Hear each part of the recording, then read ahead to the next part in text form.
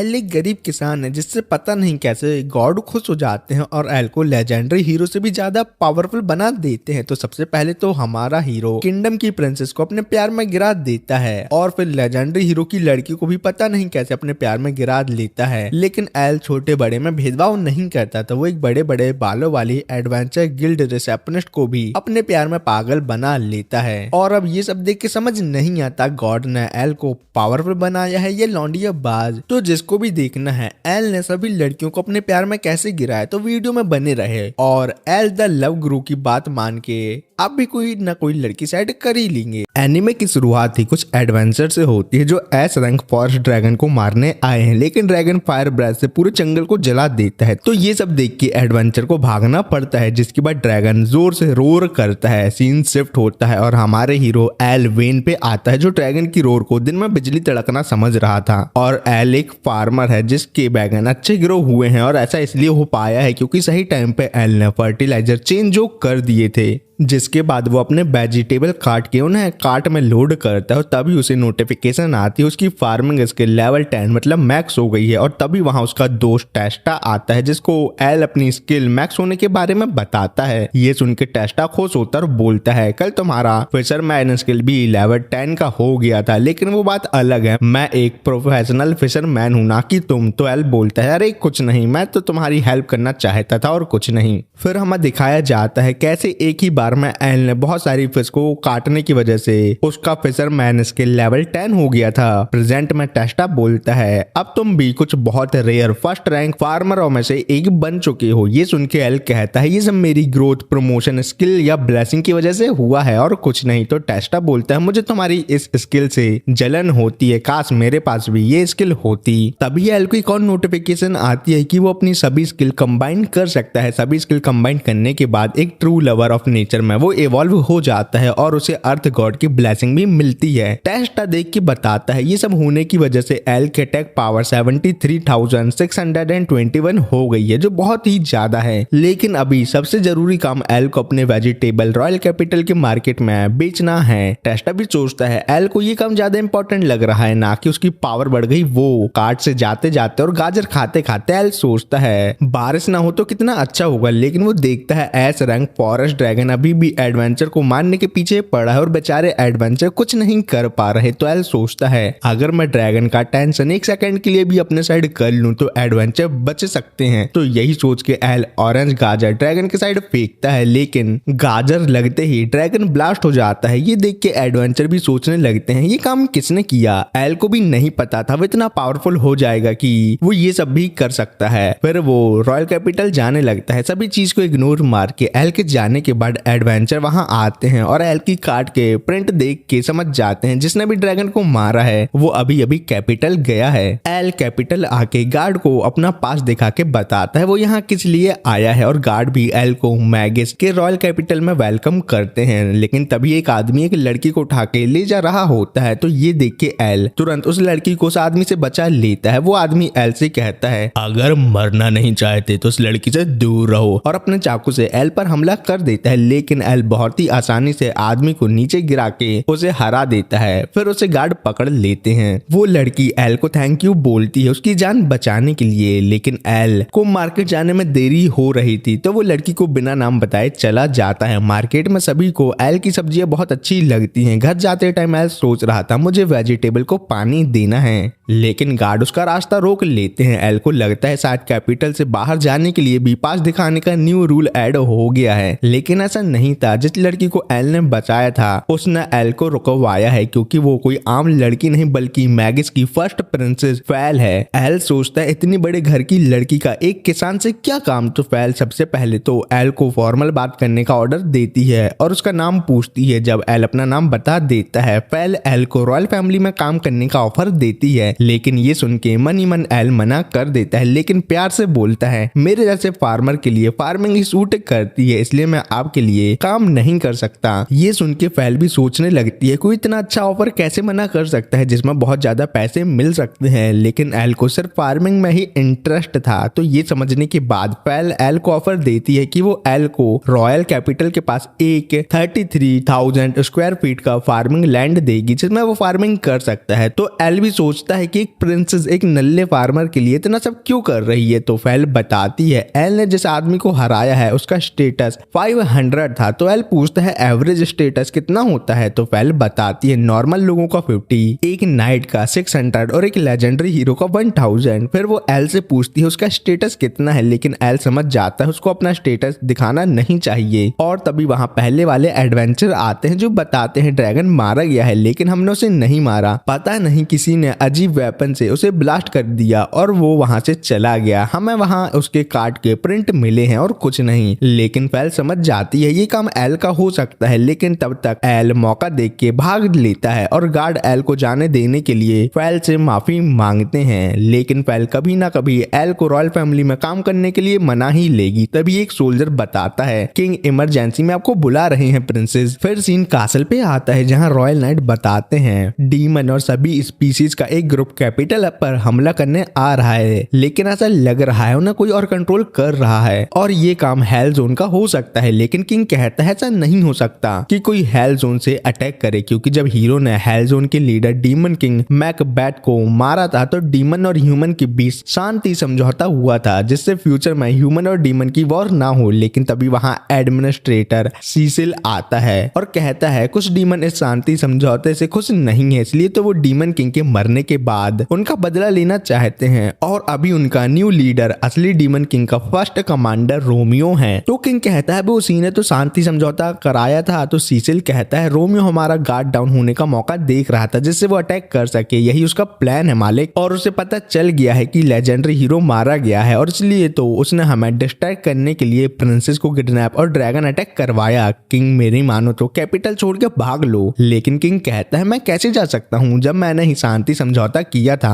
और उस वजह से ये सब हो रहा है। तो सीसिल कहता है डीमन किंग के मरने के बाद आपने डीमन रेस को नहीं मारा, ये आपकी दयालुता थी, लेकिन इसमें आपकी कोई गलती नहीं है कि आपने उन पर इतना भरोसा किया और वो आपके साथ ऐसा कर रहे हैं। जिसके बाद सभी सोल्जर भी बोलने लगते हैं हम ऐसे किंग को मरने नहीं दे सकते जो सभी लोगों का भला चाहता है, आप यहाँ से जाओ, हम लोग मरते दम तक इस कैपिटल और यहाँ के लोगों की प्रोटेक्शन करेंगे। फिर सीन एल पे आता है जो इतना फोर्स लगाता है कि उसके घर का डोर का हैंडल उसके हाथ में आ जाता है, लेकिन जैसे ही वो घर में थोड़ा रेस्ट करने का ट्राई करता है उसके घर के बाहर टेस्टा आता है। तो एल उससे कहता है भाई आज मैं बहुत थक गया हूँ तो कल बात करते हैं। तो टेस्टा कहता है अरे जिंदा रहेंगे तो बात करेंगे ना, सभी विलेजर माउंटेन के में जा रहे हैं क्योंकि एक मॉन्स्टर आर्मी हमारे विलेज के बाहर से गुजरने वाली है। लेकिन एल को अपनी वेजिटेबल की चिंता थी क्योंकि कल उसे उन्हें काट के कैपिटल में सेल करना है। तो वो अपने फार्म जानने लगता है। फार्म आके वो देखता है वेजिटेबल तो सही सलामत है और मॉन्स्टर को उसकी वेजिटेबल और विलेज में कोई इंटरेस्ट नहीं है, वो सिर्फ कैपिटल जा रहे हैं। एल मनी मन सोचता है मैं एक किसान हूँ, कैपिटल के नाइट सब हैंडल कर लेंगे, मेरी कोई जरूरत नहीं है। लेकिन उसे समझ में आता है अगर कैपिटल में अटैक हुआ तो उसे ठीक करने में पैसा जाएगा तो कोई उसके वेजिटेबल नहीं लेगा जिससे उसका नुकसान होगा। मेरे हिसाब से एल पिछले जन्म में कोई बनिया होगा। फिर सीन सीसिल पर आता है जो किंग और प्रिंसेस को सेफ्टी में ले जा रहा था, लेकिन फैल कहती है मेरे हिसाब से आगे तो एक डेड एंड है। लेकिन सीसिल कहता है हम अपनी डेस्टिनेशन पर पहुंच गए हैं और किंग पर अपने मैजिक से अटैक कर देता है और जो सोल्जर उस पर अटैक करने जाते हैं उन्हें भी निपटा देता है। फिर सीसिल अपनी ट्रू आइडेंटिटी रिवील करता है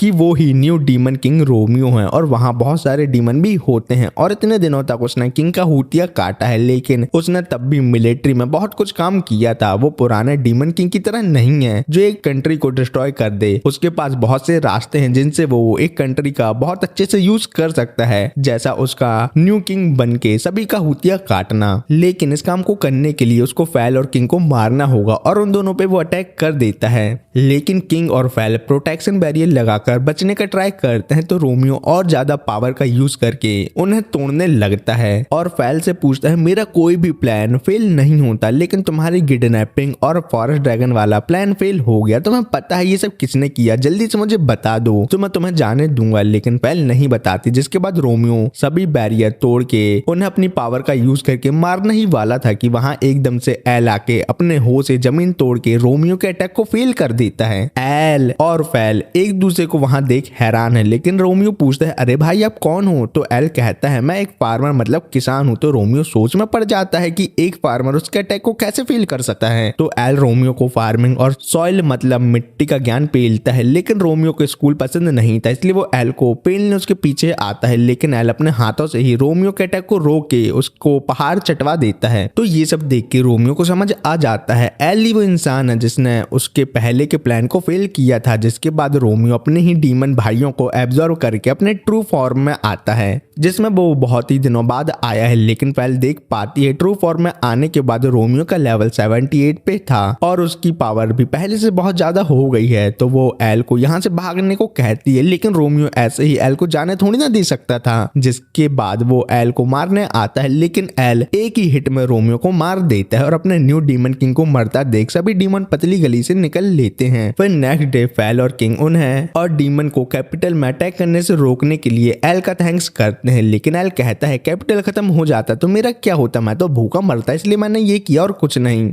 लेकिन किंग बोलता है जो भी हो मैं तुम्हें एक ऑफर देता हूँ, क्या तुम हमारी कंट्री के लिए फाइट करोगे और मैं तुम्हें कोई भी रैंक और टाइटल देने को रेडी हूँ। लेकिन एल मना कर देता है कहते हुए कि मुझे सिर्फ फार्मिंग करनी है और कुछ नहीं। तो फैल एल को वही पुराना 33,000 स्क्वायर फीट वाला फार्मलैंड देने का ऑफर देती है, क्योंकि उसे पता है एल को फार्मिंग कितनी पसंद है। लेकिन एक शर्त है, एल को एडवेंचर गिल्ड में ज्वाइन होना पड़ेगा और मॉन्स्टर को मारना होगा, वो भी कभी कभी, क्योंकि कैपिटल के बाहर बहुत से मॉन्स्टर हैं जिनसे सभी को खतरा है और एल को भी फ्री में कुछ लेने का मन नहीं कर रहा था। तो वो भी इस डील के लिए मान जाता है। लेकिन जब वो फार्म देखता है तो उसे पता चलता है ये तो एक बंजर जमीन है और कुछ नहीं, और ये सब देख के फैल दूर से हंस रही थी। फिर सीन रॉयल कैपिटल पे आता है जहाँ फैल और एल घूम रहे थे और एल न्यू वेजिटेबल देख पागल हो गया था। और ऐसा भी बोल सकते हैं एल को प्रिंसेस पे इंटरेस्ट कम है और सब्जियों में ज्यादा। तो ये सब देख के फैल समझ जाती है ये पक्का सिंगल मरेगा। फिर एल फैल से पूछता है एक रॉयल प्रिंसेस का कैपिटल में अकेले घूमना सेफ है और रॉयल पैलेस में कोई तुम्हें ढूंढ नहीं रहा होगा क्या? तुम इतनी गई गुजरी हो कि किसी को तुम्हारे होने ना होने से फर्क नहीं पड़ता। तो फैल बोलती है ऐसा कुछ नहीं है मेरे दोस्त, मेरी मेड एल भी मेरी बॉडी डबल बन के रॉयल पैलेस में बैठी हुई है और वो सब हैंडल कर लेगी। और एज अ प्रिंसेस होने के नाते मुझे इस बात की खबर तो होनी ही चाहिए कि कैपिटल में क्या हो रहा है। लेकिन एल को समझ आ जाता है ये सब बहानेबाजी है और फैल को सिर्फ कैपिटल में घूम के मजे करने हैं। फिर फैल एल को बहुत सारे गिल्ड में से एक एडवेंचर गिल्ड में लाती है। उसको पता है एल को फार्मिंग पसंद है। एल कहता है प्रिंसेस तुमने मुझे जो बंजर जमीन दी है ना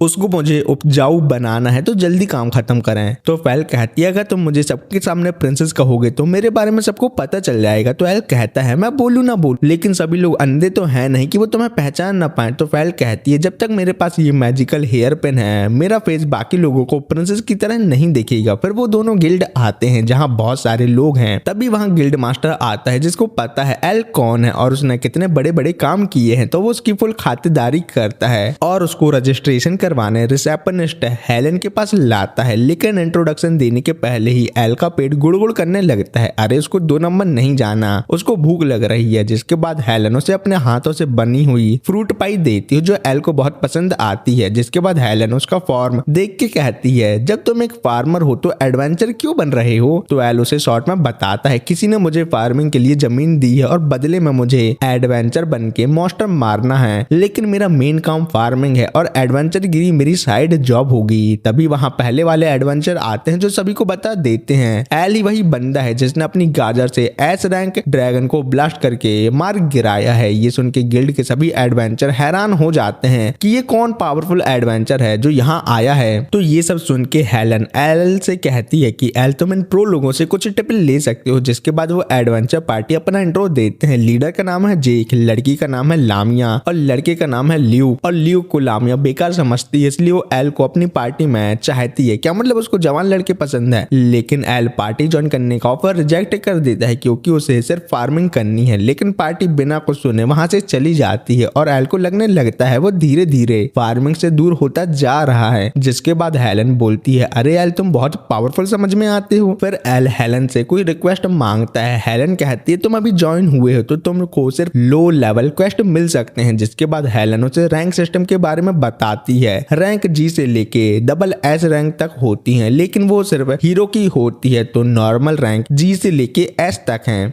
जिसके बाद हेलन एल से कहती है जितने पावरफुल तुम मुझे समझ में आ रहे हो तुम बहुत ही जल्दी एस रैंक तक पहुंच जाओगे, लेकिन एल ऐसा नहीं चाहता है क्योंकि वो सभी की नजरों में नहीं आना चाहता, वो लो प्रोफाइल रहना चाहता है। जिसके बाद हेलन उसे फॉरेस्ट से 10 मेडिकल हर्ब लाने का क्वेस्ट देती है जिससे रिकवरी पोर्शन बनते हैं और बाकी सभी इंफॉर्मेशन पेपर पे लिखी हुई है। लेकिन हेलन एल से कहती है फॉरेस्ट में तुम्हें मॉन्स्टर मिल सकते हैं तो तुम कुछ इक्विपमेंट ले लो, लेकिन एल हेलन को बता देता है वो गरीब है तो वो इक्विपमेंट नहीं खरीद सकता। तो ये सुन के हेलन को दया आ जाती है और वो एल को एक मैजिकल रोब देती है जो डिफेंस मैजिक को बूस्ट करता है। रोब लेने से एल मना कर देता है, लेकिन हेलन उसे जबरदस्ती रोब दे ही देती है। एल को रोब में देख के वो उसकी हैंडसमनेस को देखकर उसके प्यार में गिर जाती है। और जब एल पूछता है क्या हुआ हेलन, तो हेलन मैडम कहती है कुछ नहीं, मुझे तुम्हें देखकर किसी और की याद आ गई। क्या मतलब एक्स की याद आ गई? जिसके बाद हेलन एल को अपना मिशन पूरा करने के लिए बेस्ट ऑफ लक बोलती है और एल भी उसको रोप देने के लिए थैंक यू बोलता है। लेकिन वो सोचता है मैं धीरे धीरे फार्मिंग से दूर होता जा रहा हूँ मम्मी। गिल्ड से बाहर आते टाइम एल पैल से कहता है तुम्हें किसी ने नहीं पहचाना, लेकिन मैं तुम्हें अपने साथ फॉरेस्ट ऑफ ग्रिम नहीं ले जा सकता। तो फैल ये बोलती हुई चली जाती है कल मिलते हैं एल बेबी। जिसके बाद सीन जंगल में आता है जहाँ एल ने 9 हर्ब ढूंढ ली थी, लेकिन तभी उसे वहाँ एक मॉन्स्टर का ब्लैक स्केल मिलता है। लेकिन तभी उसको क्वेस्ट पेपर पढ़ के पता चलता है ऑर्क का डाटा ट्रांसफर का सीजन चल रहा है जिसमें लड़कों को फीमेल ऑर्क से खतरा है। और तभी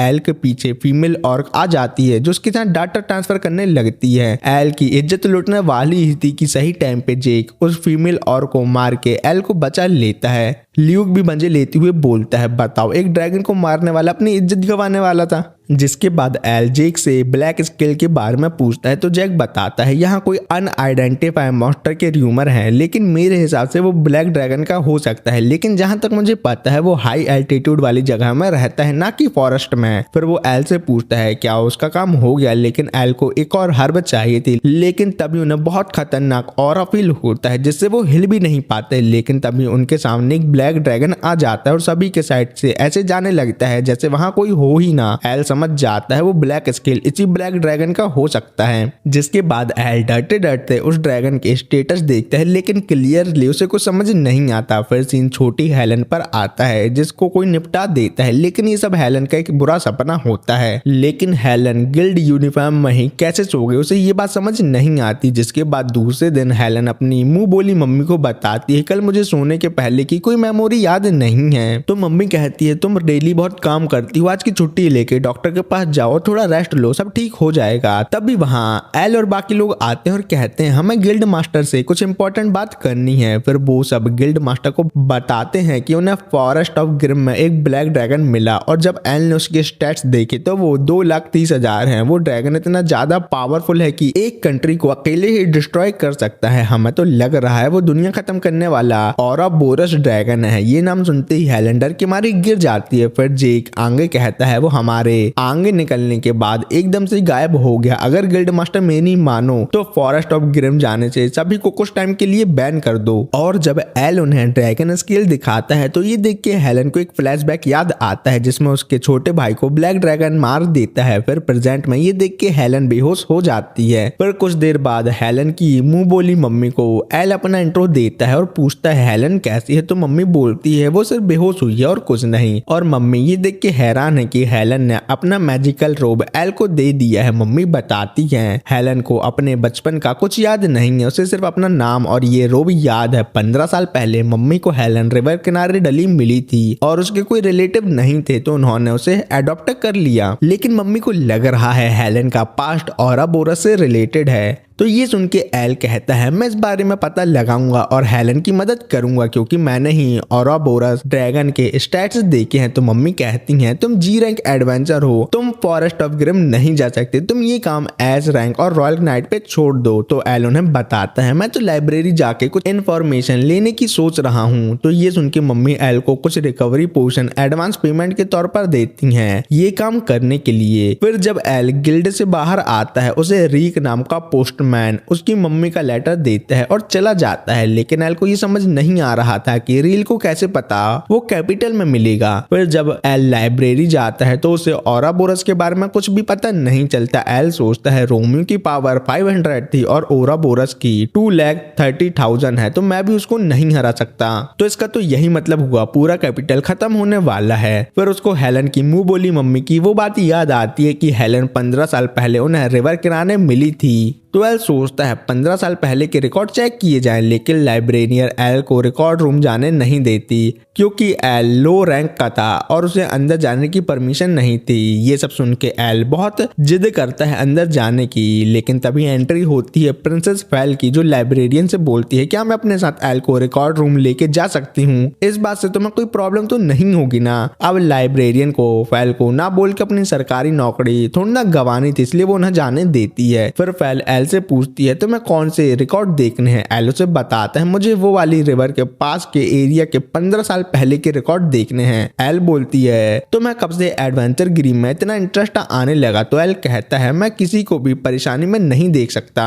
जिसके बाद फेल कहती है उस रिवर के पास होनोल टाउन था, होनोल रिकॉर्ड बुक में लिखा था, वो टाउन एकदम से खत्म हो गया और ये बात कुछ मर्चेंट ने रिपोर्ट की थी और होनोल में ओराबोरस ड्रैगन के स्किल पाए गए थे। लेकिन फेल के हिसाब से ब्लैक ड्रैगन तो मर गया है और वो भी उसके नेचुरल एनिमी ड्रैगन मिराज के हाथों। तो फेल आगे कहती है अगर ड्रैगन सच में जिंदा है तो दुनिया खत्म होना पक्का है और ओराबोरस को निराशा और बर्बादी से पावर मिलती है। तो वो दोनों डिसाइड करते हैं कि कल वो होनोल टाउन जाके वहां इन्वेस्टिगेशन करेंगे और फेल के साथ चलने से एल थोड़ा शॉक हो जाता है। फिर नेक्स्ट डे वो दोनों टाउन जाते हैं और देखते हैं पूरा टाउन तबाह पड़ा है। तभी एल को किसी छोटे बच्चे की आवाज सुनाई देती है जो उसे अपने पास बुला रहा है। जब एल एक कब्र के पास जाता है और देखता है कि वहाँ एक भूत बच्चा हवा में उड़ रहा है, तो ये देख के फेल को लगता है एल इतने दिनों से काम करते करते दिमाग से पैदल हो गया है, इसलिए वो अपने आप से बात कर रहा है। क्योंकि फेल को वो बच्चे का भूत नहीं दिख रहा था। वो बच्चा बहुत खुश है कि कोई तो होनोल आया जो उसे देख और सुन सकता है। फिर वो बच्चा अपना नाम रे बताता है। फिर सीन हेलन पे आता है जो विंडो के बाहर देख रही थी। रे और एल के पास सेम टू सेम रोब थे और रे सोच रहा था ये रोब एल के पास कहाँ से आया? तो एल ने बताया कि ये हेलन ने उसे दी है। फिर एल को लगा कि शायद रोब की वजह से ही वो रे से बात कर पा रहा है। उसने तुरंत फेल को जोर से गले लगा लिया, लेकिन एक लड़की का टच पाकर फेल का दिमाग हिल गया। लेकिन इसी वजह से फेल रे को उसी की कब्र के ऊपर फ्लोट करते हुए देखने लगी। लेकिन तभी एल ने फेल का मुंह बंद कर दिया और बोला बड़ बोली कभी तो चुप हो जाया कर। जिसके बाद रे ने बताया कि हेलन उसकी बहन थी और ये गाँव उसका घर। उसने कहा हेलन ने अपनी यादें सिर्फ इसलिए सील कर दी ताकि उसका दिमाग सेफ रहे। लेकिन अब रे एल से रिक्वेस्ट करता है कि हेलन को वो बचा ले क्योंकि एक बहुत बड़ा संकट उसके ऊपर आने वाला है। इंडियन टीवी सीरियल चल रहा क्या? फिर सीन 15 साल पहले शिफ्ट होता है जहां रे रोज प्रैक्टिस करता है ताकि एक लेजेंडरी हीरो बन सके जो कभी नहीं हो सकता। उसने अपनी बहन से वादा किया कि चाहे जितनी भी चोटों का सामना उसे क्यों ना करना पड़े वो ट्रेनिंग कभी नहीं छोड़ेगा। लेकिन जैसे ही उसने ये बातें बोली एक ब्लैक डार्क ऑरे ने पूरे गांव को घेर लिया। फिर वहां एक बड़ा एक्सप्लोजन हुआ और जब रे और एलन भागकर गांव वापस आए तो उन्होंने देखा कि पूरा गांव जल चुका है उनके मम्मी पापा के साथ। ऊपर से उन्होंने एक ड्रैगन के पंख देखे और छुपने की कोशिश की, लेकिन ड्रैगन ने सामने एक फैमिली देखी। जैसे ही ड्रैगन उन्हें खाने वाला था उस फैमिली का एक लड़का उसके सामने आ गया ताकि अपनी फैमिली को बचा सके। लेकिन ड्रैगन ने कहा उसे बिना डर वाले इंसान बिल्कुल भी पसंद नहीं है क्योंकि उम्मीद उसके लिए एक पॉइजन है, मतलब जहर। तो सबसे पहले ड्रैगन ने उस लड़के को खाया, जिसके बाद उसने उसकी फैमिली को भी खा लिया, उनकी सारी उम्मीदें छीन ली और साथ ही साथ उनकी आत्माओं को भी निगल लिया। ये देख के रे ने हेलन से कहा कि हमें यहाँ से भागना होगा, लेकिन वो लोग जितना भी भागते रहे ड्रैगन उनके आसपास जंगल तोड़ रहा था और कहने लगा उसे सबसे ज्यादा मजा उनके चेहरे पर निराशा देखने में आता है। थोड़ी देर बाद हेलन गिर गई और ड्रैगन उसके सामने लैंड कर गया। उसने कहा कि वो हेलन की आत्मा को उसकी निराशा के साथ खाएगा, लेकिन रे ने तुरंत एक डैगर उठाया और ड्रैगन की आंख में फेंक दिया और हेलन से भागने के लिए कहा। लेकिन ड्रैगन ने तुरंत अपनी चोट ठीक कर ली और डिसाइड किया कि वो सबसे पहले रे को खाएगा क्योंकि वो बीच में बहुत आ रहा है। और जैसे ही ड्रैगन रे को खाने वाला था रे ने हेलन से कहा कि वो यही मौका देख के भाग जाए और ड्रैगन ने रे को अपने दांतों से दबोच लिया। हेलन की आंखों के सामने अपने भाई को तकलीफ में देखकर ड्रैगन जोर जोर से हंसने लगा, लेकिन उसने हेलन को भी नहीं मारा। ड्रैगन ने कहा कि वो 15 साल बाद वापस आएगा और तब हेलन के अंदर और भी ज्यादा निराशा होगी। होगी जब वो उसे मार के खा जाएगा, क्योंकि तब वो सिर्फ उसे ही नहीं बल्कि पूरे नए शहर को खा जाएगा जहाँ वो रहती है। लेकिन रे जो आध मरा था तब भी वो ड्रैगन से लड़ने का इरादा रखता था और उसने ड्रैगन से बोला मेरी बहन को परेशान मत करो। तो रे की बहादुरी देख के ड्रैगन ने प्रॉमिस किया कि वो उसकी सोल को इस दुनिया में रहने देगा जब तक उसकी बहन अपनी किस्मत से ड्रैगन को वापस नहीं मिल जाती। फिर वो रे की आंखों के सामने गायब हो गया। लेकिन इतना सब होने के बाद रे ने प्रॉमिस किया कि वो कभी गिव अप नहीं करेगा और एक दिन उस ड्रैगन को मार के ही रहेगा। लेकिन रे की सोल उसकी बॉडी से निकल गई और उसकी बहन अकेली रोती रह गई। So sad. ये सब 15 साल पहले हुआ था। लेकिन रे ने बताया कि औरोबोरस हमेशा सिर्फ एक सर्वाइवर को जिंदा छोड़ता है ताकि वो ये कहानी सबको सुना सके और उसका डर एक चेन रिएक्शन क्रिएट करता है जो ड्रैगन को जिंदा करने का एक तरीका है। औरोबोरस ड्रैगन को हराने का सिर्फ एक रास्ता है, उससे कभी डरना नहीं। इसलिए रे ने एल से कहा कि वो हेलन के पास जाए और उसको रे का एक मैसेज दे दे। कुछ मिनट बाद एल पोस्टमैन से भी ज्यादा तेज भाग रहा था, फैल को बोरी की तरह लाद के। और जब वो दोनों कैपिटल पहुंचे फैल ने कहा कि एल बहुत तेज और पावरफुल है और वो इस बात से शॉक थी कि उसके पास इतना स्टेमिना है कि वो इतनी देर तक भाग सकता है। क्या मतलब डाटा ट्रांसफर में फैल को ज्यादा टाइम तक मजा आएगा। लेकिन प्रेजेंट में उसने औरोबोरस से फाइट करने के लिए सभी सोल्जर को रेडी रहने को कहा और सिटीजन को सेफ्टी में ले जाने को कहा। दूसरी तरफ हेलन की मुंह बोली मम्मी को रियलाइज हुआ कि हेलन मैडम अपने रूम में नहीं है। सीन हेलन पे आता है जो एक चाकू हाथ में लेके जंगल में चल रही थी। जब तक उसे कुछ समझ में आता ड्रैगन का डार्क ऑरा उसके सामने फैल चुका था। जैसे ही उसने औरोबोरस को देखा उसको याद आया कि उसी की वजह से उसका भाई उस दिन मारा गया था। ये याद आते ही उसकी निराशा और ज्यादा बढ़ गई और वो अपने घुटनों के बल गिर गई। तो ये सब देख के ड्रैगन ने जले में नमक छिड़का और बोला उसका भाई अब इस दुनिया में नहीं है क्योंकि वो सिर्फ उसके लिए एक बोझ थी। अगर उस दिन हेलन रे के साथ नहीं होती तो रे आज भी जिंदा होता और अब हेलन की वजह से ही इस कंट्री के सब लोग मरने वाले हैं। ड्रैगन सोच रहा था कि हेलन इस सब को ठीक करने के लिए क्या करेगी। तो हेलन ने ऑफर किया कि वो अपनी जान दे देगी ताकि उसके दोस्तों की जान बच सके और यही तो वो निराशा थी जो ड्रैगन चाहता था। लेकिन उसने प्रॉमिस किया कि वो फिर भी उसके दोस्तों को खाएगा चाहे हेलन अपने आप को सैक्रिफाइस ही क्यों ना कर दे। तो ये सब सुन के हेलन अपने आप को मारने ही वाली थी। तभी सीन शिफ्ट होता है और फैल पे आता है जो कैपिटल से सिटीजन को सेफ्टी में ले जाने को कह रही थी और मन ही मन एल के लिए दुआ मांग रही थी कि वो जीत जाए। फिर सीन एल पे आता है जो हेलन का हाथ रोक के बोलता है वो उसे बचाने आया है। लेकिन ये देख के ड्रैगन ने एल को जोर से पंच किया जिस वजह से एल सीधा एक ट्री से टकरा गया। लेकिन एल को इतना बड़ा अटैक के बाद भी कुछ नहीं हुआ था क्योंकि उसके पास हेलन का दिया हुआ मैजिकल रोप था जिसने उसको बचा लिया था। एल को जिंदा देख के ड्रैगन सोचने लगा क्या सच में ये एक ह्यूमन है, क्योंकि उससे भरोसा ही नहीं था कि कोई ह्यूमन इतना बड़ा उसका अटैक खा के सर्वाइव भी कर सकता है। ये सब सुन के एल जोर से चिल्लाकर बोला कि वो कोई नॉर्मल इंसान नहीं बल्कि वो एक किसान भी है। फिर एल ने ड्रैगन को एक जोर का पंच मारा जिससे ड्रैगन जंगल में जाके गिरा। फिर एल ने हेलन से कहा कि अब उसे और टेंशन लेने की जरूरत नहीं है क्योंकि वो यहाँ आ गया है। लेकिन जब एल ने ड्रैगन का स्टेटस चेक किया तो उसको समझ में आ गया कि वो ड्रैगन की पावर के सामने पानी कम चाय है और आगे जो फाइट होने वाली है उसको जीतना बहुत ही ज्यादा मुश्किल होने वाला है मेरे लिए। जिसके बाद ड्रैगन तेजी से एल की तरफ दौड़ पड़ा लेकिन एल ने उसके अटैक को मुश्किल से अवॉइड किया और वापस ड्रैगन को एक जोर का अटैक मारा। लेकिन ड्रैगन ने अपनी टेल से एल पर अटैक किया और जब एल ग्राउंड पर गिर गया औरोबोरस एल को कुचलने वाला ही था लेकिन एल बड़ी मुश्किल से अपने आप को किसी तरह से बचा लेता है। फिर एल ने अपना बैलेंस बनाया और पीछे की तरफ जंप किया। तभी ड्रैगन के मुंह से एक बड़ी सी फायर निकली लेकिन एल किसी तरह फायर से बच गया। तो ये सब देख के हेलन ने कहा कि वो नहीं चाहती कि कोई उसकी वजह से मरे। लेकिन एल ने उसका हाथ पकड़ लिया और बोला सभी लोग के मरने में हेलन तुम्हारी गलती नहीं है इसलिए तुम अपने आप को रिस्पॉन्सिबल नहीं मानो। जब हेलन ने खुद को ब्लेम करना शुरू किया कि उसकी वजह से एल इस फाइट में फंस गया है तब एल ने कहा कि उसे पता था हेलन अपने आप को दोस्त देगी। जिसके बाद एल ने हेलन को बताया कि उसकी मुलाकात उसके भाई रे से हो चुकी है। रे ने कहा था कि उसे हेलन को बचाने का बिल्कुल भी अफसोस नहीं है क्योंकि वो चाहता था कि हेलन खुश रहे और अपनी हंसी सबके साथ बांटे। ये सुनकर हेलन को लगा जैसे वो अपने भाई की आवाज सुन रही हो और उसका मुस्कुराता हुआ चेहरा देख रही हो। वो रोने लगी। तभी ड्रैगन उसकी तरफ आने लगा लेकिन एल ने हेलन से कहा तू कभी गिव अप नहीं करेगी क्योंकि उम्मीद ही वो चीज है जो औरोबोरस को हमेशा के लिए खत्म कर सकती है। जैसे ही एल ने ये कहा आसमान से एक रोशनी चमकने लगी और उसने देखा कि ड्रैगन के स्टैट्स बहुत जल्दी कम हो रहे थे। लेकिन जब तक ड्रैगन की पावर पूरी तरीके से खत्म होती ड्रैगन एल को मारने के लिए नीचे आ चुका था। लेकिन एल ने जोर से एक पंच ड्रैगन को मारा जिससे ड्रैगन सीधा जमीन में गिर गया। एल ने देखा ड्रैगन के के स्टैट्स काफी लो हो चुके थे, लेकिन उसके बावजूद एल पहले से भी स्ट्रॉन्ग महसूस कर रहा था, या ऐसा भी बोला जा सकता है ड्रैगन एल से पावर में कमजोर हो चुका था क्योंकि कोई उससे डर नहीं रहा था। फिर हेलन ने एल से पूछा क्या वो ठीक है, लेकिन जैसे ही हेलन एल के पास आई, एल को महसूस हुआ कि एक चाकू उसके पेट के अंदर जा चुकी है। और जब एल ने हेलन की आंखों की तरफ देखा तो हेलन की आंखें एक डेमोनिक ग्लो के साथ चमक रही थीं।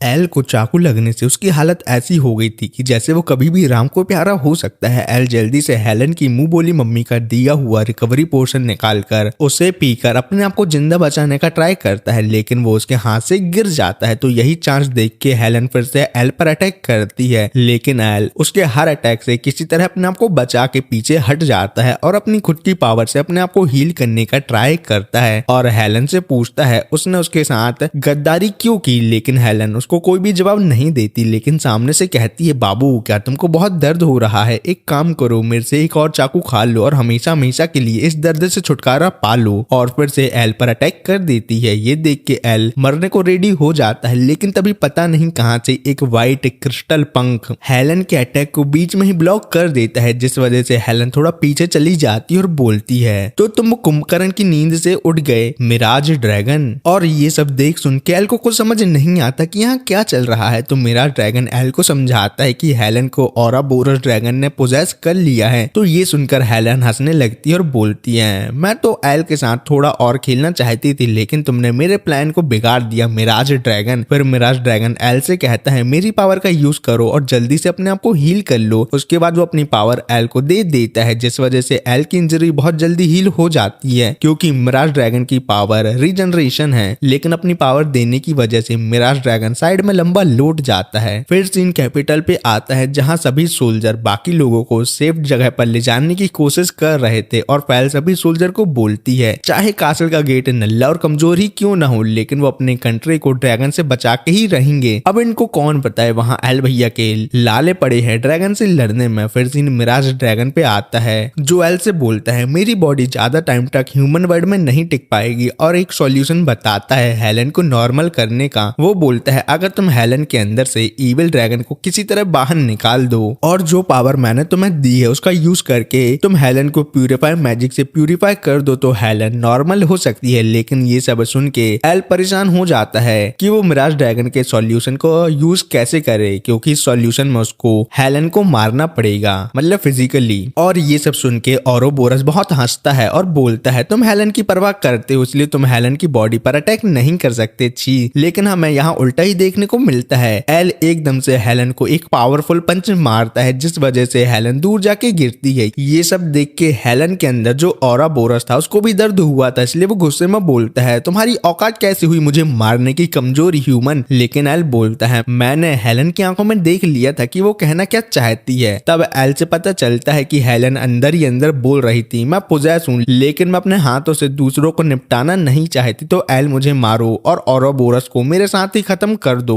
और ये सब मन ही मन सुन के एल भी ठान लेता है कि वो औरोबोरस को मार के ही रहेगा और अपनी पावर का वो फुल यूज करता है और लास्ट में औरोबोरस को हेलन की बॉडी से निकाल देता है। लेकिन जैसे ही औरोबोरस हेलन की बॉडी से बाहर आता है वो एल की बॉडी को पोजेस करने की कोशिश करता है, लेकिन जब वो एल के माइंड में जाता है तो वो देखता है भाई एल हमेशा सिर्फ वेजिटेबल ग्रो करने के बारे में सोचता है। तो ये देख के औरोबोरस समझ जाता है वो एल को कंट्रोल नहीं कर सकता और औरोबोरस की एल के अंदर घुसने की कोशिश फेल हो जाती है और वो एल की बॉडी से निकल जाता है। लेकिन तभी अचानक से मिराज ड्रैगन उठता है और औरोबोरस से बोलता है तुम हार चुके हो मेरे कट्टर दुश्मन। उसके बाद मिराज ड्रैगन अपनी पावर का यूज करता है और औरोबोरस का पोजेशन हेलन से पूरी तरीके से हटा देता है और स्लोली औरोबोरस वीक पड़ने लगता है और इस दुनिया से हमेशा हमेशा के लिए गायब हो जाता है। जिसके बाद मिराज ड्रैगन एल का थैंक करता है कि उसने उसकी हेल्प की और वो भी इस दुनिया से गायब हो जाता है और औरोबोरस की वजह से पूरे कैपिटल के ऊपर जो ब्लैक क्लाउड थे वो भी गायब हो जाते हैं और सब पहले जैसा नॉर्मल हो जाता है। फिर सीन कुछ टाइम बाद एल पे आता है जिसको अब जाके होश आया है और उसके पास फैल और एलन खड़े होते हैं। फिर फैल एल से पूछती है क्या वो ठीक है, तो एल बोलता है अरे मैं एक किसान हूँ मुझे कभी कुछ नहीं हो सकता, देखो मैं फिट एंड फाइन हूँ। तो ये सुन के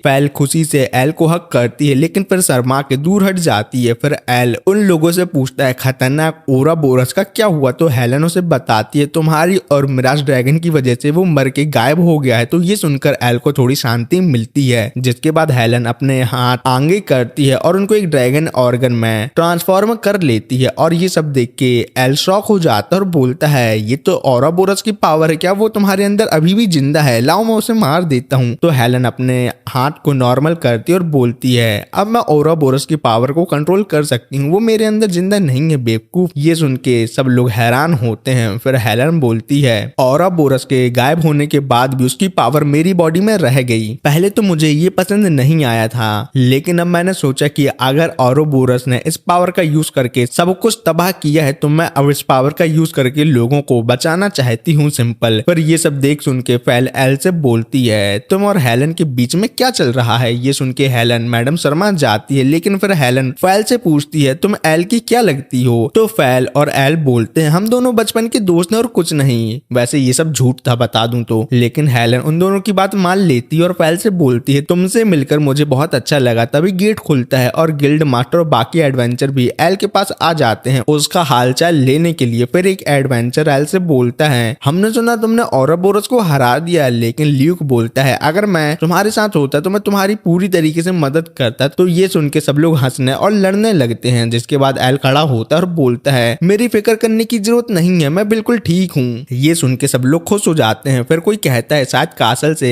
हमें कोई रिवॉर्ड मिलेगा क्योंकि हमने औरोबोरस को जो हरा दिया है। तो ये सुन के फेल गलती से बोल देती है हाँ एल को एक बहुत अच्छा रिवॉर्ड मिलेगा, लेकिन कोई बहाना मार के अपनी प्रिंसेस आइडेंटिटी को सभी लोगों के सामने आने नहीं देती। फिर वो सब गिल्ड मास्टर से अपने पैसे से पार्टी मांगते हैं क्योंकि एल गिल्ड का एक मेंबर है जिसने औरोबोरस को हराया है, तो पार्टी तो बनती है। फिर नेक्स्ट सीन में हम एल की पार्टी देखते हैं जहाँ कोई एल से पूछता है तुम क्या पी रहे हो? तो एल बताते हैं अरे मैं तो नींबू पानी पी रहा हूँ। तो वो बोलता है अबे गधे ये तो पीने के बाद उतारने के लिए पीते हैं, पहले नहीं। तो इतनी बेइज्जती सुन के एल एक कोने में खड़ा हो जाता है और सोचता है कि कल मुझे अपने फार्म पर वापस जाना है क्योंकि वेजिटेबल काटने का टाइम हो गया है। तभी फेल उसके पास आती है और बोलती है तुम फिर से खेती बाड़ी के बारे में सोच रहे हो, कम से कम आज तो मजे लो और अपने काम से थोड़ा ब्रेक ले लो। फिर फेल एल से कहती है जब मैं कासल की वॉल पे खड़ी थी तो लड़ने के लिए तैयार थी, पर मुझे पता था कि मैं औरोबोरस के सामने नल्ली और कमजोर हूँ। लेकिन जब मुझे याद आया कि तुम ड्रैगन से लड़ रहे हो तो मुझे कोई टेंशन नहीं हुई क्योंकि मुझे तुम्हारे ऊपर पूरा भरोसा था। फिर सीन हेलन पे आता है जो नशे में टल्ली होकर सभी एडवेंचर को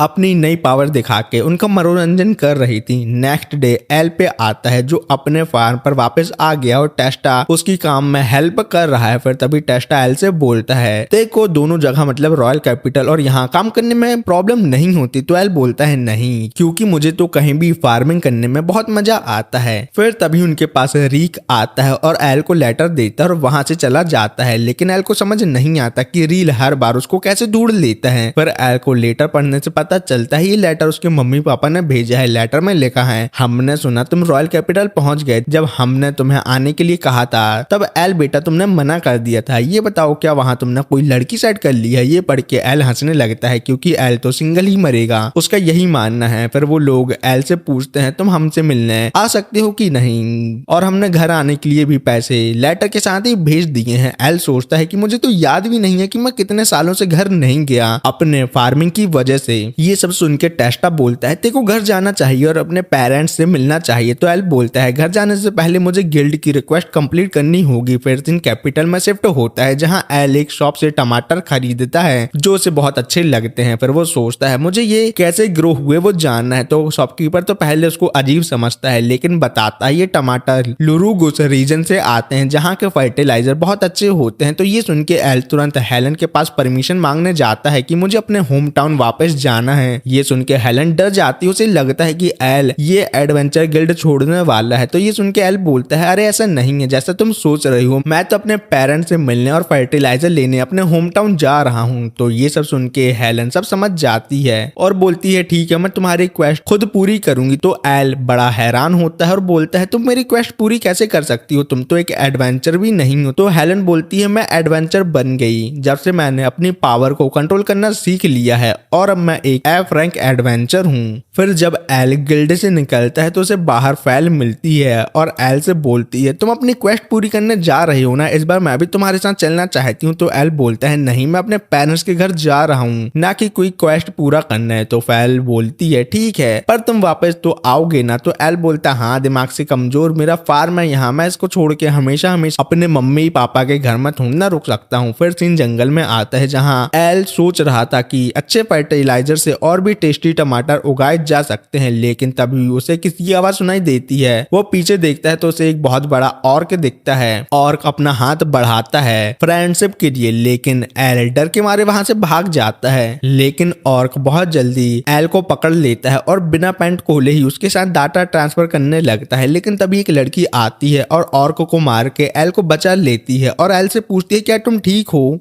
वो सुंदर सुशील लड़की अपना नाम रूरी बताती है, पर एल तो अभी भी अपने लाइफ का सबसे बड़ा डाटा ट्रांसफर से हैरान था, वो भी एक और के साथ। तो उसके ठीक होने का तो अभी सवाल ही पैदा नहीं होता। फिर भी एल प्रिटेंड करता है कि वो बिल्कुल चिल है, जबकि अंदर से वो उस डाटा ट्रांसफर के डंडे के बारे में सोच के कांप रहा था। जब दोनों बैठ गए, रूरी ने बताया कि वो भी लुरु घुस जा रही है और साथ चलने का ऑफर देती है, क्योंकि रूरी को भी पता चल गया है एक एडवेंचर होते हुए भी एल बिना और के साथ डाटा ट्रांसफर किए लुरु तक सही सलामत तो नहीं पहुंच सकता। पर एल को ये सोच के अजीब लग रहा था कि रूरी किसी और लड़की के साथ जंगल में एक साथ कैसे हो सकती है। तो ये सुन के रूरी ने सीधा बोला अगर एल ने कोई फालतू हरकत करने की सोची तो वो उसका गाजर तोड़ देगी। लेकिन फिर भी रूरी अपने आप को सेफ महसूस करती है क्योंकि वो खुद को बदसूरत समझती है। पर रूरी मैडम को थोड़ी ना पता है फेस में कपड़ा डालने के बाद लड़कों को सब चलता है। लेकिन एल ने कैजुअली बोला कि रूरी उसको इतनी भी बेकार नहीं दिखती। तो ये सुन के रूरी को लगा कि एल उसके साथ फ्लर्ट कर रहा है। फिर जैसे ही सूरज ढलने लगा, रूरी को एक अजीब सी प्रेजेंस फील हुई और अचानक उन्हें किसी के दौड़ने की आवाज आई और एक आदमी उन पर जंप कर गया और रूरी उसका फेस चीरने ही वाली थी। तभी एल ने देखा वो रीक द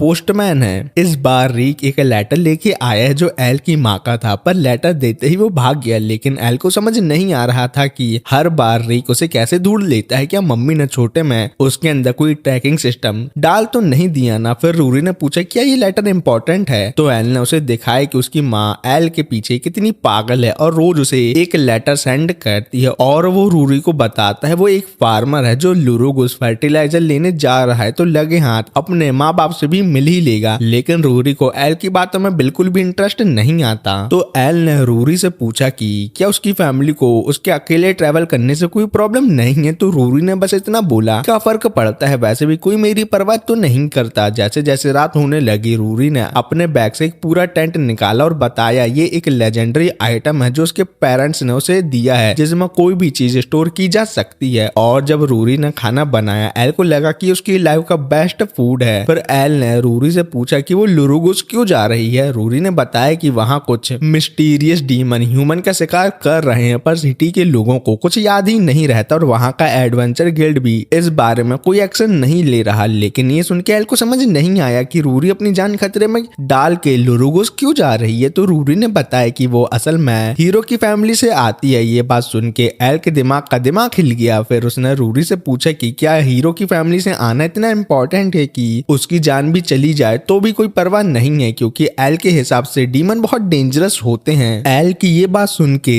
रूरी एकदम फ्रीज हो गई। पर जब एल ने उसको रियलिटी में वापस लाया तो रूरी बोली कि ये पहली बार है जब किसी ने उसकी सच में फिक्र की है। जैसे ही रूरी सोने जाने लगी, एल ने अपना ब्लैंकेट निकाला और जमीन पे सोने लगा। पर रूरी ने बोला कि वो टेंट में आ सकता है और उसके साथ सो सकता है। पर एल एक भोला भाला लड़का था तो उसने साथ में टेंट में सोने से मना कर दिया। तो रूरी ने एल को बताया रात में और भी ज्यादा डाटा ट्रांसफर के लिए पागल हो जाते हैं। तो ये सुन के रात भर और के साथ डाटा ट्रांसफर करने से अच्छा तो टेंट में ही सोना होगा। तो एल जल्दी से अंदर आया और देखा कि रूरी के पास 2 फुटॉन थे। तो रूरी ने बताया कि उसका हमेशा से सपना था कि वो किसी के साथ एडवेंचर पे जाए और रात भर बातें करे। और जैसे ही रूरी ने लाइट ऑफ की, एल ने उसका सपना पूरा करने की कोशिश की, पर तब तक रूरी सो चुकी थी और बेचारा एल अपना काम खत्म भी नहीं कर पाया। पर अचानक रूरी ने एल का सामान तोड़ दिया। फिर सुबह होते ही दोनों लुरुगुस पहुंच गए। लेकिन रूरी ने देखा कि एल बहुत पिटी कुची हालत में है और जब उसने एल से इस बारे में पूछा तो एल ने बस कैजुअली उसे उतार फेंका और दोनों अंदर चले गए। सिटी के अंदर जाते ही रूरी ने बोला कि अब वो अलग होने होने वाले हैं क्योंकि वो दोनों अपने डेस्टिनेशन पर पहुंच गए हैं। पर जाने से पहले रूरी ने कहा कि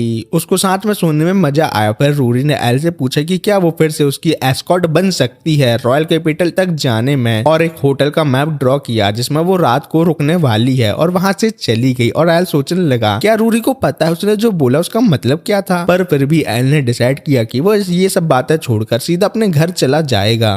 कुछ घंटों तक शहर के लोगों से रूरी डीमन को देखने के बारे में पूछ रही थी, पर किसी भी बंदे को डीमन के बारे में कुछ नहीं पता था। पर रूरी ने सोचा कि मैं हार नहीं मान सकती, स्पेशली जब उसको याद आए कि सब लोग उसे हमेशा नल्ली हीरो बुलाते थे। तभी दूर से उसे एक चीख सुनाई दी। जब रूरी वहां पहुंची तो उसने देखा कि एक लड़की रो रही है क्योंकि उसकी बहन को किडनैप कर लिया गया है एक डीमन के हाथों, जो उसे फॉरेस्ट ऑफ इल्यूजन में ले गया था। तो ये सुन के रूरी उसे बचाने चली गई और दूर से एक अजीब आदमी ये सब खड़ा होके देख रहा था। दूसरी तरफ एल अपने घर पहुंच गया, पर जैसे ही वो डोर नॉक करने जा रहा था उसकी माँ ने डायरेक्टली दरवाजा तोड़ दिया और उसको उठा के पूरे शहर में घुमा दिया, लेकिन फिर वापस अपने घर ले आई और जोर से एल को हक कर लिया। ये सब होने की वजह से बेचारे एल को ऐसा फील हो रहा था जैसे उसकी सोल उसकी बॉडी से निकल रही है। एल को पता है उसकी माँ दुनिया की बेस्ट मम्मी है, पर वो अपने बेटे को पागलों की तरह प्यार करती है और यही उनकी एक बुरी आदत है। तभी एल का बाप दरवाजे के पीछे से आया और सीधा एल की बची कुची जान भी निकाल दी क्योंकि उसको लग रहा था उसकी बीबी का किसी और आदमी के साथ चक्कर चल रहा है। पर ये देख के एल की माँ तो पूरी आग बन चुकी थी और अपने हस्बैंड का फेस जलाने वाली थी क्योंकि उसने एल पे हाथ जो उठाया था। बेचारे पापा अपनी गलती समझ गए, पर उस दिन के बाद से उनका फेस वैसा नहीं दिखा जैसा पहले था। डिनर के टाइम एल की माँ बार बार उसको जबरदस्ती उसके मुंह में मीट खिलाने की कोशिश कर रही थी और बेचारे पापा एक जला हुआ काला मुर्गा खा रहे थे। और तभी एल को रियलाइज हुआ उसकी माँ का खाना रूरी के खाने से भी अच्छा है, लेकिन रूरी नाम सुन के उसकी माँ ने डायरेक्टली पूछ लिया रूरी कौन है बेटा। माँ को लगा रूरी एल की गर्लफ्रेंड है और एल उसे अपने माँ से ज्यादा प्यार करता है। सिंपल साट मेरे लड़के को उसी चुड़ैल ने अपने वश में कर लिया है, उसकी माँ ये सोच रही थी। पर ये बात सुन के एल का पापा तो खुश था क्योंकि फाइनली उसका बेटा मर्द बन रहा था। उसने एल से लिटरली भीख मांगी कि वो उसे बहुत सारे बच्चे पैदा करके दे। ये सुनकर माँ इतने गुस्से में आ गई कि उसने पापा की स्पाइन तोड़ दी और बोली कि अब इतनी जल्दी किसी और औरत को एल के लिए खाना बनाने की जरूरत नहीं है। एल ने समझाने की कोशिश की कि रूरी बस एक एस्कॉर्ट है जो उसे यहाँ सेफली लेकर आई है, पर माँ जिनका नाम लूसी है चिल होकर बोली कोई नहीं बस प्रोटेक्शन यूज करना। बेचारा एल सोचने लगा कि सब लोग गलत क्यों समझते हैं उसको।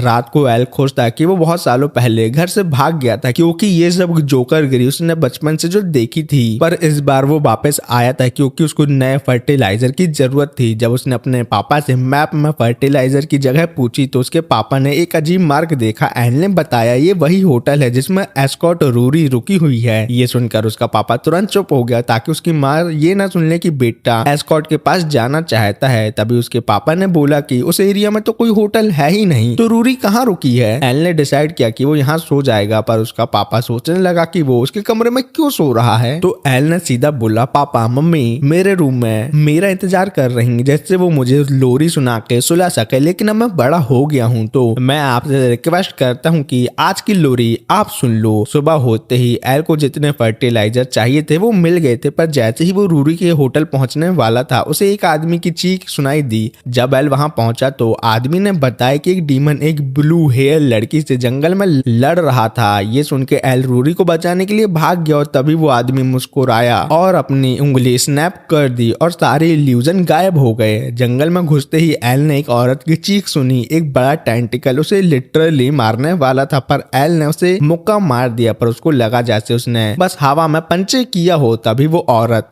एल से चिपक गई और बोली कि उसको ताकतवर लोग बहुत ज्यादा पसंद है, और फिर तुरंत टेंटिकल बन गई और उसे निगलने लगी। लेकिन तभी रूरी वहां आई और एक ही स्लैश में टेंटिकल को काट दिया। उसने एल को बताया कि ये टेंटिकल रात भर से हर जगह आ रहे हैं और इनको जितनी बार भी मार दो ये फिर से जिंदा हो जाते हैं। और जैसे ही रूरी ने ये बोला एक आदमी शैडो से निकला। उसने अपने आप को लोकी बताया और सीधा रूरी को फेक हीरो बोल दिया क्योंकि रूरी को जल्दी समझ नहीं आया था कि उसके साथ स्कैम हो रहा था। पूरे टाइम लोकी रूरी को फेक डीमन स्टोरी सुना के जंगल में लाके मारने की प्लानिंग कर रहा था और रूरी उसमें फंस गई थी। ये सब सुन के रूरी का दिमाग खराब हो जाता है और वो लोकी पर अटैक कर देती है, लेकिन लोकी अचानक गायब हो गया और पीछे से रूरी पर अटैक करके उसको दूर फेंक दिया। लेकिन ये देख के एल तुरंत रूरी को मिराज ड्रैगन की पावर से हील करने लगता है और जब एल उसका इलाज करने लगता है तो रूरी एल को सावधान रहने को कहती है क्योंकि वो ऐसी हालत में नहीं है कि उसकी हेल्प कर पाए। पर एल ने बोला कि चिंता मत करो, मैं तो एक फार्मर हूँ। और फिर एल ने लोकी को मुक्का मारने की कोशिश की तो लोकी ने उसे पकड़ के पेड़ की तरफ फेंक दिया, पर एल ने अपने शरीर को घुमाया और वापस लोकी की तरफ अटैक कर दिया। लेकिन लोकी बार बार उसके अटैक से अपने आप को बचा लेता था और फिर लोकी ने एल पे अटैक करके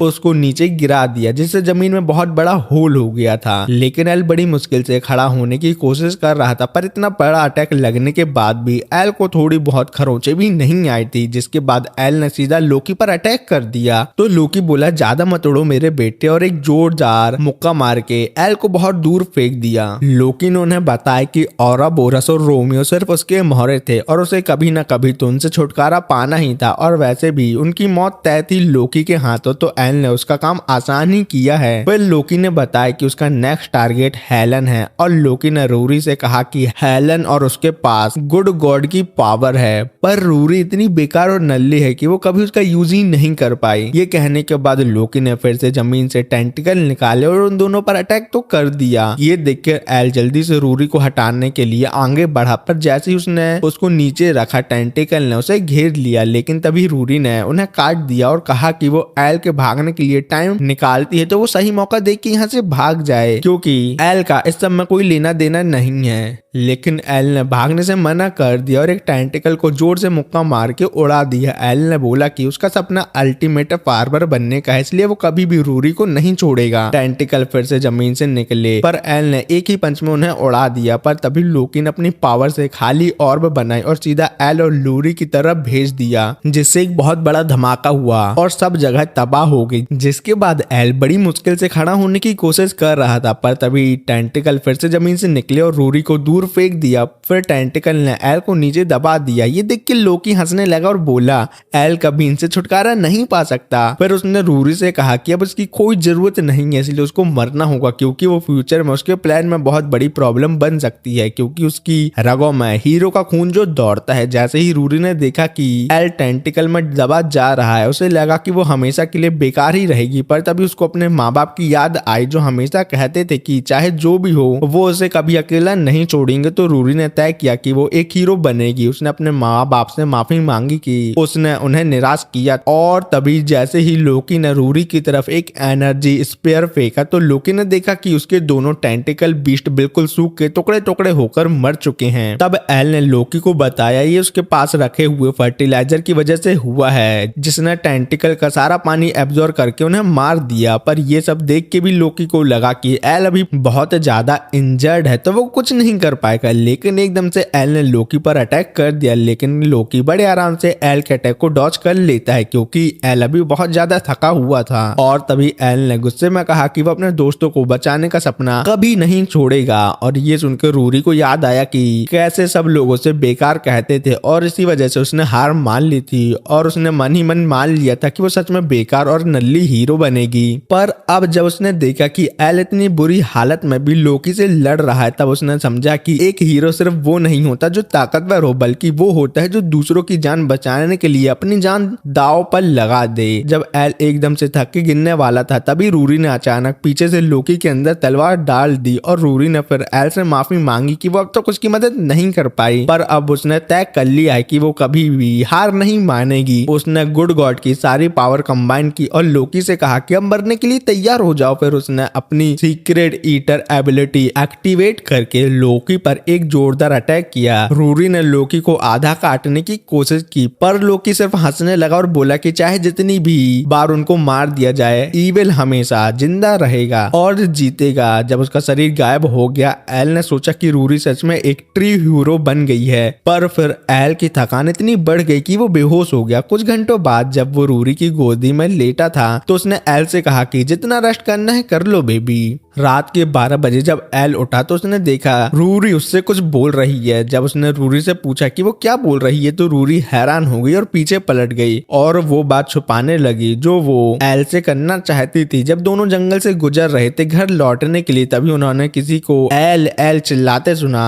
रूरी डर के मारे बेहोश होने वाली थी क्योंकि उसे लग रहा था ये सब भूत हैं और उसे भूत से बहुत ज्यादा डर लगता है। पर जो चिल्ला रही थी वो सिर्फ एल की मां निकली। जैसे ही एल को ये समझ आया उसके अंदर से जान निकल गई क्योंकि अगर उसकी मां ने रूरी को एल के साथ देख लिया तो रूरी सुबह तक जिंदा नहीं रहेगी। इसलिए बिना सोचे समझे एल ने उसे उठाया और सीधा भागना शुरू कर दिया। जब दोनों आवाज से दूर निकल आए रूरी जोर जोर से हंसने लगी। उसने कहा तू भूतों से डरता है पर तूने तो ड्रैगन तक को हरा दिया था। छी। पर एल जानता था कि इस दुनिया में एक चीज है जो ड्रैगन से भी ज्यादा डरावनी है, वो है उसकी माँ। जब वो दोनों टाउन पहुंचे तो देखा कि होटल अब वहां नहीं है जहां रूरी रुकी हुई थी। तो वो समझ गई कि होटल भी लोकी का एक इल्यूजन था। तो रूरी ने सोचा कि वो आज कहीं पे भी रुक जाएगी और ये सुन के एल घर चलने लगा और दुआ की कि उसकी मम्मी अभी तक घर ना पहुंची हो क्योंकि जब भी वो टेस्टा के साथ छोटे में खेलने के लिए बाहर जाता था उसकी माँ एक डेमोनिक क्रिएचर बन जाती थी जो उसे ढूंढने निकल पड़ती थी। और जब एल फाइनली घर पहुंचता था उसकी माँ घर में उसका पहले से इंतजार कर रही होती थी। तो एल को लगता था क्या मेरी माँ टेलीपोर्ट कर सकती है। और प्रेजेंट में जैसे ही एल ने दरवाजा खोला उसकी माँ सीधा उसकी तरफ भागी आई तो एल ने बिना सोचे दरवाजा उनके सामने ही बंद कर दिया। लेकिन हम यहाँ क्या देखते हैं एल की माँ तो एल के पीछे ही खड़ी थी।